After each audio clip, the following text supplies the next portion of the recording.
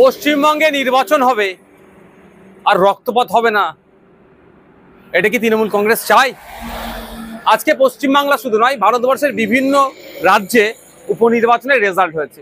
এখনো পর্যন্ত কোনো খবর পাইনি ওখানে কোনো ঘটনা ঘটেছে, কিন্তু দুর্ভাগ্য আমাদের পশ্চিমবাংলায় একটা উপনির্বাচনে একটি ফুটফুটে ক্লাস 4-এর 9-10 বছরের বাচ্চা মেয়েকে খুন হতে হলো। অভিযোগ কি?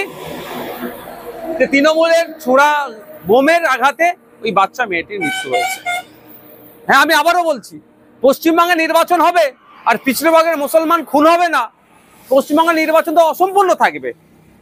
মুসলমানদের শিক্ষাতে ক্রমশ পিছিয়ে রাখার কারণ এটাই তো, মারামারি করবে, হানাহানি করবে, মরবে, মারবে, জেল খাটবে, ধ্বংস হবে। এই জন্যই মুসলমানকে রেখেছে, ভোটার হিসাবেই রেখেছে। মারামারি করার জন্য লাঠিয়াল হিসাবে বানিয়ে রেখেছে, মানুষদেরকে করার চেষ্টা করছেন। আমরা যারা এর বিরুদ্ধে কথা বলি, ওই জন্য আমাদেরকে দোষারোপ করা হয়। এই যে ঘটনা ঘটেছে, রাজ্য সরকারকে প্রকাশ্যে ক্ষমা চাওয়া দরকার। সাথে সাথে ওই যারা দুষ্কৃতী সমাজ বিরোধীদের দাপাদাপি যারা চলছে, তাদেরকে ধরে ঘাড় ধরে জেলের মধ্যে রাখা দরকার।